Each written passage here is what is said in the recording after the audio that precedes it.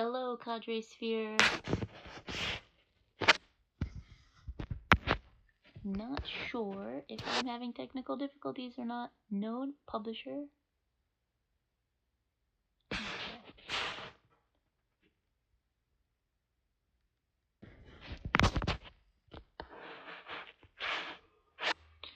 Hey, Cadre Sphere. I hope this is working. It doesn't. Well, hopefully I'm live. And if not, we will try again.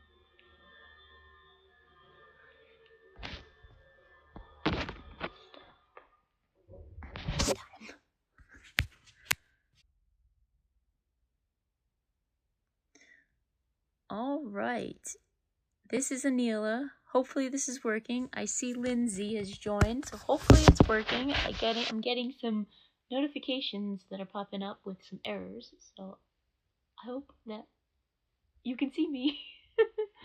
My name is Aneela. I am the co-founder of Habit Aware, and I have trichotillomania, which is the compulsion to pull out hair. And I help people with trichotillomania, as well as with skin picking and nail biting, take control of those conditions with the work that I do.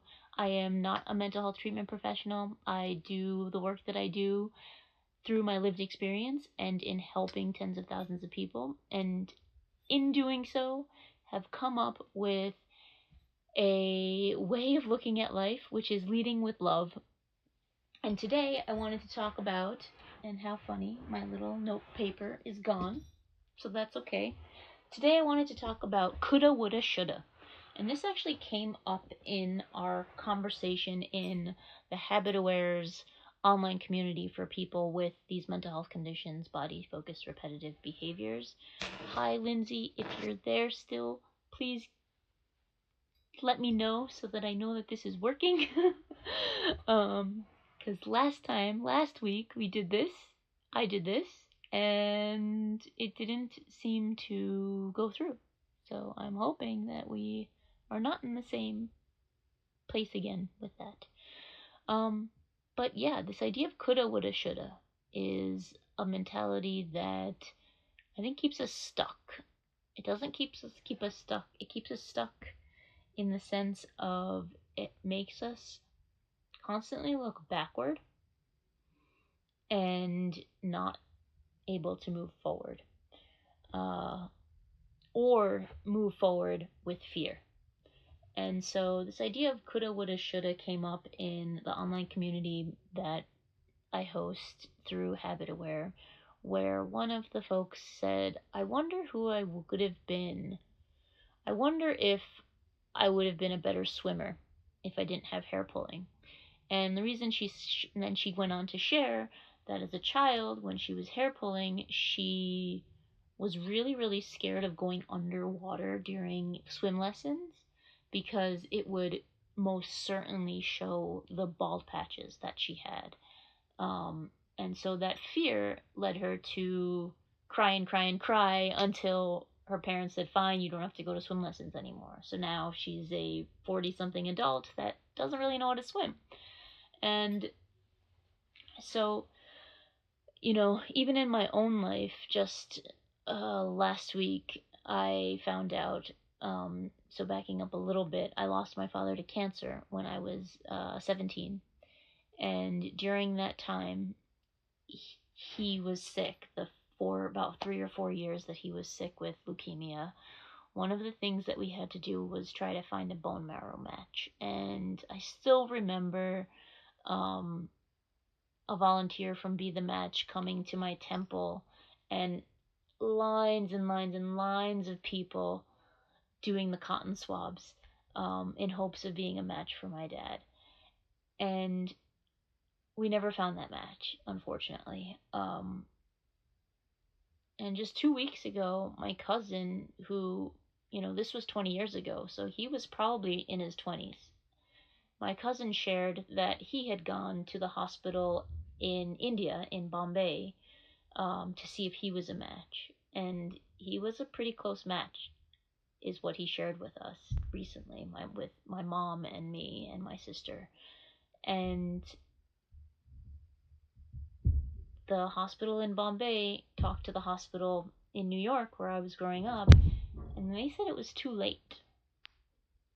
And my head immediately went to a coulda, woulda, shoulda moment of, if those doctors could have done something different in that moment, or should have done something different in that moment, or if only they would have done something different in that moment, that maybe my dad would still be here. And that was a coulda, shoulda moment that took me into a very negative thought spiral, that as I was talking to my mom on the phone and she's telling me all this, I start crying, and my husband sitting at his desk across from me is like, what's going on? Like, thinking that something happened now to someone or something.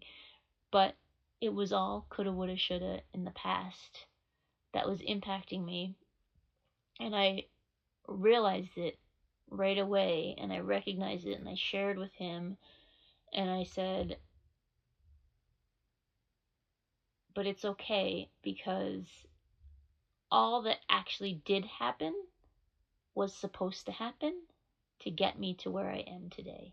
That I wouldn't be doing the work with Habit Aware if my father wasn't sick, because that was part of the reason that I started pulling out my hair in the first place. I wouldn't have met my husband if my father wasn't sick, because that is his sickness led us to meeting a few key doctors on his care team who had friends my age who eventually introduced me to my husband. And so just trying to think through, what are the coulda, woulda, shouldas in your past that you're still holding on to with like a grudge, with heaviness.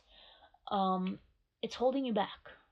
It's holding us back from seeing what is.